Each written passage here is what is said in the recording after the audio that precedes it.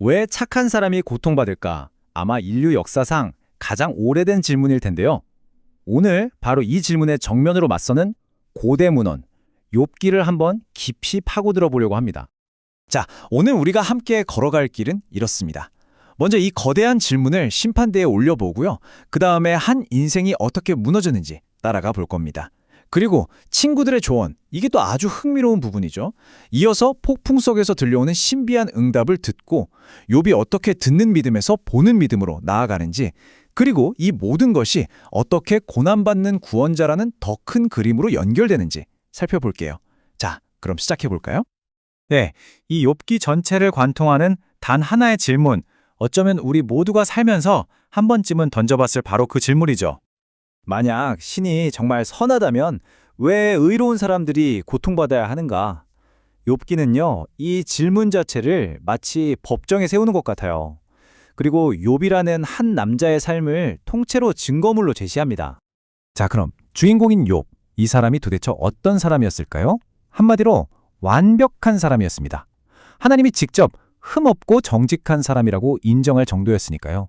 당시 동방에서 가장 큰 부자였고 자녀도 10명이나 있었죠. 게다가 신앙심은 또 얼마나 깊었는지 혹시 자식들이 죄를 지었을까 봐 매일 제사를 드렸다고 합니다. 정말 부족한 게 없는 사람이었죠. 그런데 바로 그 완벽했던 인생이 정말 순식간에 아주 처참하게 무너져 내리기 시작합니다. 이야기는 하늘에서 시작됩니다. 사탄, 즉 고소자라고 불리는 존재가 하나님 앞에 나타나서 이렇게 말하죠. 욥이 이유 없이 하나님을 경외하겠습니까? 다 복을 주시니까 그런 거죠. 한마디로 욥의 신앙은 조건부라는 겁니다. 거래라는 거죠. 그래서 하나님은 사탄의 주장이 틀렸다는 걸 보여주기 위해 두 번의 끔찍한 시험을 허락합니다. 첫 번째 시험에선 하루아침에 모든 재산과 사랑하는 10자녀를 모두 잃게 되고요.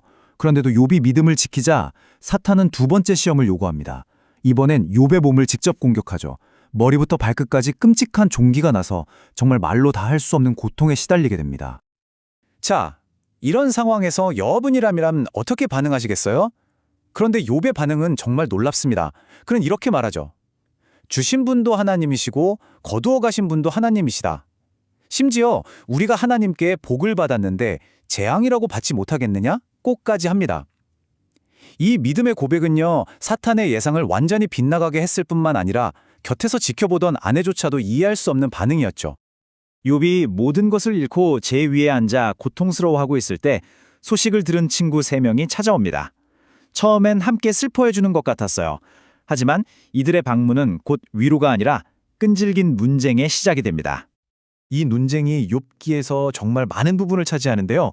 핵심은 아주 간단합니다. 친구들의 논리는 이거예요.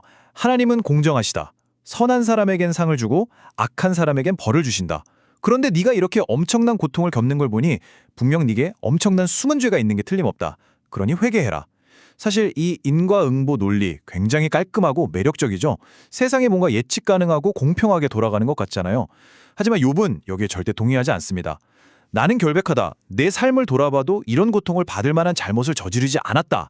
이렇게 맞서면서 둘 사이의 대화는 평행선만 달리게 되죠. 한참 논쟁이 계속되다가 엘리후라는 젊은이가 등장합니다.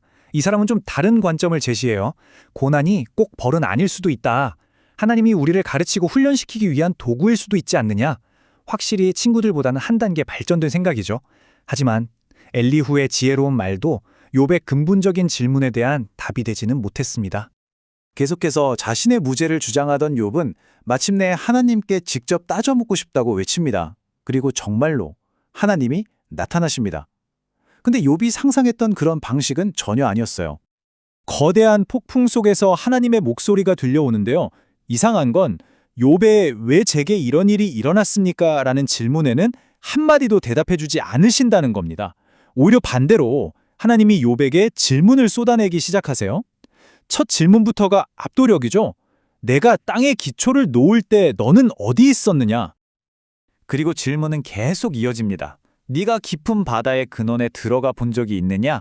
이런 식으로 하나님은 욥이 상상조차 할 수 없는 거대한 창조세계의 신비를 보여주시죠.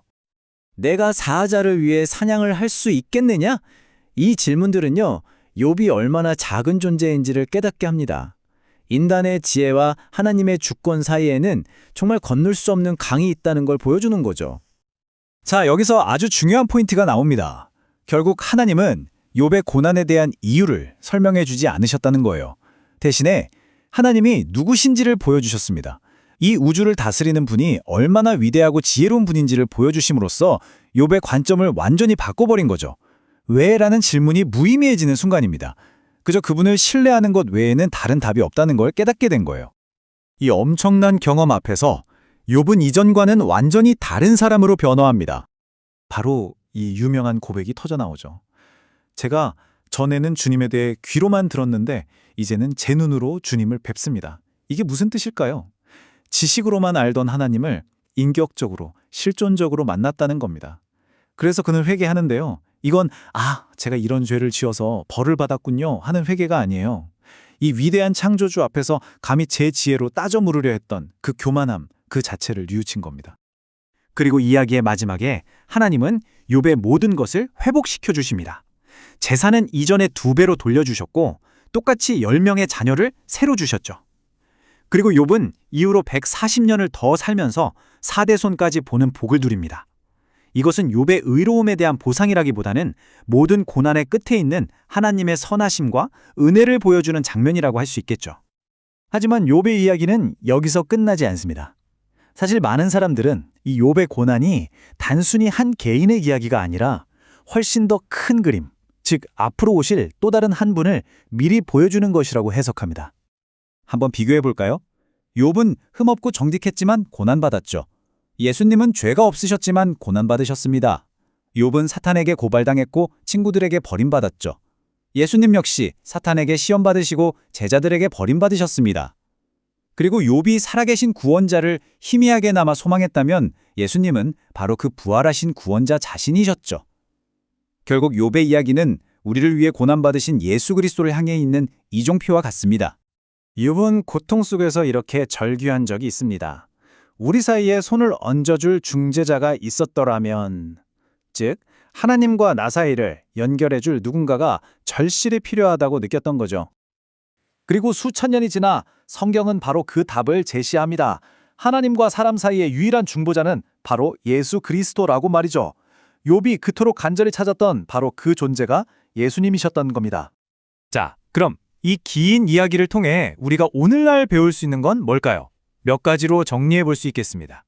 첫째, 누군가의 고난을 보고 저 사람 무슨 죄 지었나 봐 라고 함부로 판단해서는 안 된다는 것. 둘째, 내 이해의 범위를 넘어서는 일이 닥쳤을 때 그럼에도 불구하고 하나님의 선하심을 신뢰해야 한다는 것. 셋째, 고통받는 친구에게는 섣부른 조언보다 그저 곁에 함께 있어주는 것이 훨씬 더 큰 힘이 된다는 것. 그리고 마지막으로 어쩌면 인생의 가장 큰 역경이 하나님을 가장 깊이 만나는 기회가 될 수도 있다는 점입니다. 그래서 이 욥기는 마지막으로 우리 각자에게 이런 질문을 던지는 것 같습니다. 당신은 하나님에 대해 그저 귀로 듣기만 하셨습니까? 아니면 욥처럼 삶의 폭풍 속에서 그분을 눈으로 본 경험이 있으십니까? 지식으로서의 신앙을 넘어 인격적인 만남으로 나아가고 있는지 돌아보게 만드는 아주 기쁜 질문이죠.